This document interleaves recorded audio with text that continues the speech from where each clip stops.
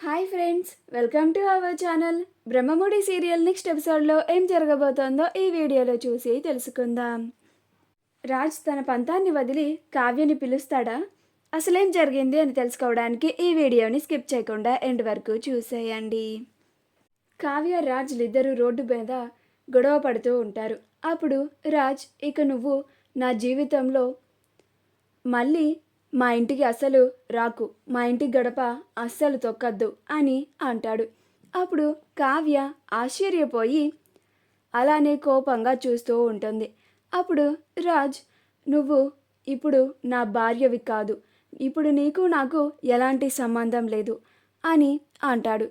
అప్పుడు కావ్య, అవును కదా, ఇంకొకసారి మా ఇంటికి వచ్చి నువ్వు మళ్ళీ మా ఇంటికి రావాలి, నువ్వు మా ఇంటి మహాలక్ష్మివి అని అంటే మాత్రం అస్సలు బాగోదు.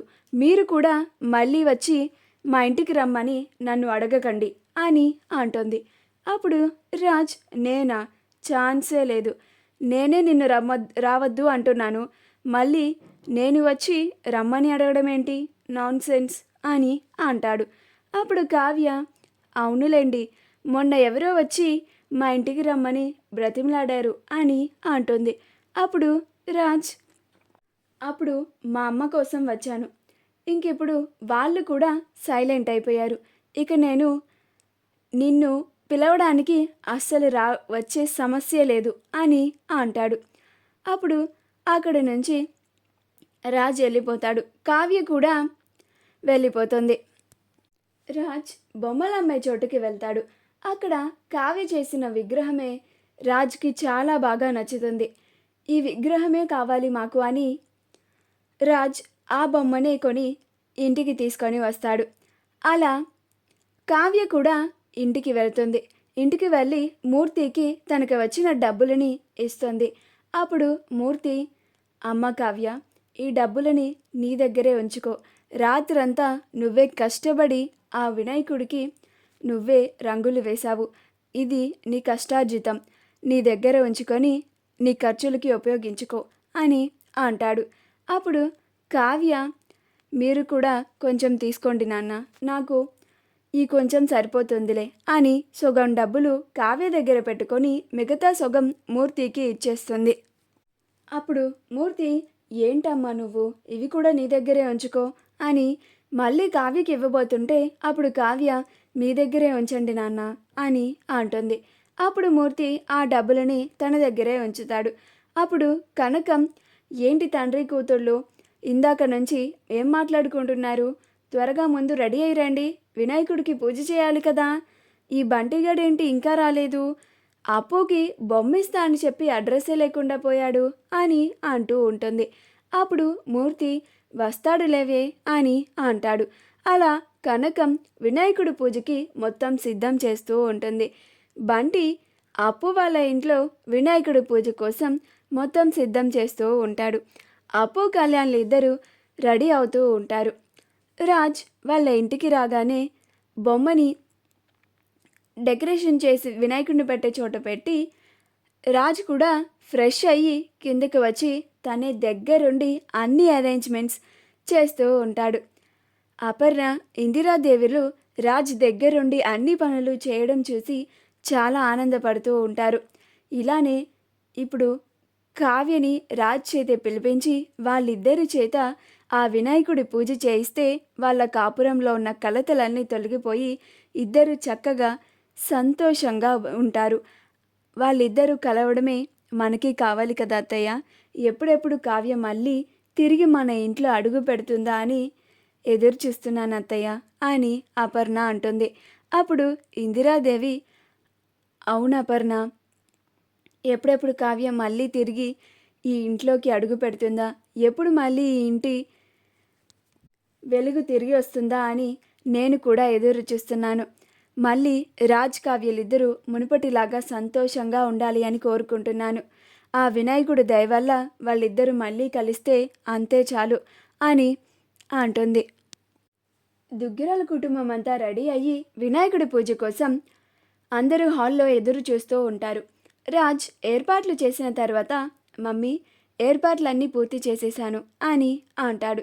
అప్పుడు అపర్ణ, మరి కాల్ చేయి అని అంటుంది. అప్పుడు రాజ్, కాల్ చేయడం ఏంటి మమ్మీ, ఎవరికి కాల్ చేయాలి అని అంటాడు. అప్పుడు ఇందిరాదేవి నీ భార్యకి అని అంటుంది.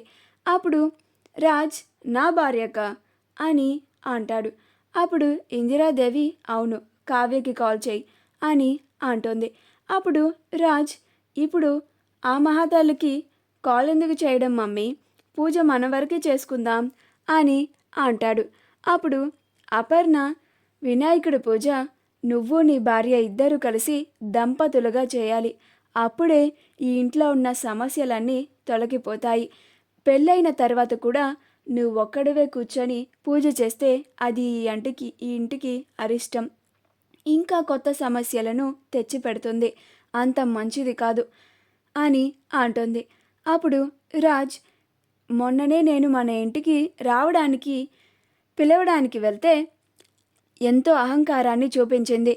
ఇప్పుడు ఉదయం నాతో గొడవ పెట్టుకొని ఇప్పుడు నేనే ఆ కావ్యని మన ఇంటికి పూజకి రమ్మని పిలిస్తే ఇంకా కొండకి కూర్చున్నట్టు కూర్చొని అస్సలు నా మాట వినదు, ఇంకా ఎక్కువ అహంకారాన్ని చూయిస్తుంది అని అంటాడు. అప్పుడు అపర్ణ, అది నీ ప్రాబ్లం, నువ్వన్న మాటలకే కదా నా కోడలు సెల్ఫ్ రెస్పెక్ట్తో ఇంట్లో నుంచి వెళ్ళిపోయింది. సో నా కోడల్ని మళ్ళీ తిరిగి ఈ ఇంట్లోకి వచ్చేలాగా చేసి మీ ఇద్దరు కలిసి ఈ ఇంటి వినాయకుడి పూజ చేయాల్సిందే. తాతయ్య గారు నిన్న ఏం చెప్పారో గుర్తుంది కదా, ఇది మనం ప్రతి సంవత్సరం ఆనవాయితీగా చేస్తున్న వినాయకుడి పూజ. ఏ సమస్య వచ్చినా కానీ మనం ముందుగా వినాయక చవితి రోజు ఎటువంటి ఆటంకాలు లేకుండా ఆ వినాయకుని పూజ చేస్తున్నాం, అప్పుడు మన సమస్యలన్నీ తొలగిపోతున్నాయి.